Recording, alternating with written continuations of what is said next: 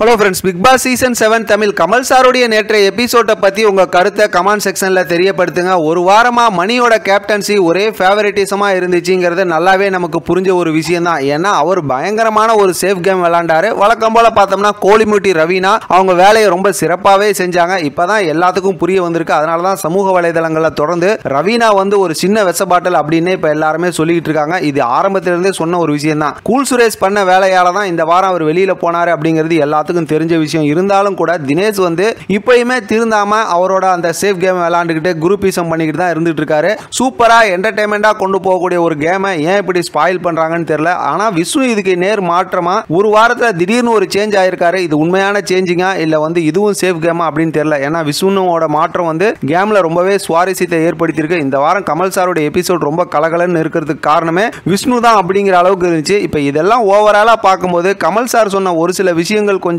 முரண்பாடா இருந்தாலும் ஒரு சில விஷயங்கள் ஏற்றுக்கொள்ளக்கூடிய மாதிரி தான் இருந்துச்சு. ஆனா பார்த்தா இந்த வாரம் ஃபுல்லுமே கலகலப்பா சேஃபா விளையாடணும் அப்படிங்கறதுல எல்லாருமே ரொம்ப தெளிவா இருந்தாங்க. அதுக்கு தகுந்த மாதிரி பார்த்தோம்னா டான்ஸ் அப்படி இப்படின்னு சொல்லிட்டு ரொம்ப ஒரு என்டர்டைன்மெண்டா கொண்டு போயிட்டாங்க. இந்த வாரத்தை பொறுத்த வரைக்கும் கொஞ்சம் டஃப்பான டாஸ்க்லாம் கொடுத்தா ரொம்பவே நல்லா இருக்கும். இந்த பிக் பாஸ் சீசன் மொத்தமே பார்த்தா சண்டை, குரூப்பிசம், அடுத்தவங்களை என்ன பண்ணலாம் இப்படியே கொண்டு போயிட்டாங்க. இந்த வாரத்தில் கடைசியாவது அதை கொஞ்சம் கரெக்டாக கிளியர் பண்ணுவாங்க. டாஸ்க்லாம் கொடுத்து உண்மையான திறமசாலிகளை முன்னாடி கொண்டு வருவாங்கன்னு எதிர்பார்க்குறேன். இதுக்கடையில் தினேஷ் அதாவது விசித்ராமாவை அசிங்கப்படுத்தினது ரொம்பவே இரிட்டேட்டா இருந்துச்சு. அவங்க காலையிலே எந்திரிச்சு கிச்சன் ஃபுல்லா கிளீன் பண்ணிட்டு எல்லாம் செஞ்சுட்டு அந்த கரப்பாம்பூச்சிலாம் நல்ல வேலை கேமராவில் அவங்க காட்டிட்டு தான் தூக்கி கொட்டினாங்க. ஆனா தினேஷும் கூல் சுரேஷும் பேசினாங்க. நான் முட்டை எடுத்து வச்சு சாப்பிட்டேன், நீ முட்டை எடுத்து வச்சு சாப்பிட்டேன்னு அவங்களுக்குள்ளார இருக்க மாத்தி உண்மையில பேசிக்கிட்டாங்க. அதெல்லாம் கேமராவில் ரிஜிஸ்டர் ஆகி தான் இருக்கு. அப்ப இவங்க அடுத்தவங்களோட முட்டையெல்லாம் எடுத்து வச்சு திருடி சாப்பிட்றதெல்லாம் நியாயம் அப்படிங்கும்போது அவங்க ஒரு ஸ்பூன் சக்கரை எடுத்து டீ போட்டு சாப்பிட்றது எப்படி தப்பா இருக்குங்கிறது எனக்கு புரியல. ஆனா அப்படி பண்ற தினேஷ்லாம் இன்னும் உள்ள இருக்கிறது தான் பெரிய இரிட்டேட்டா இருந்துட்டு இருக்கு.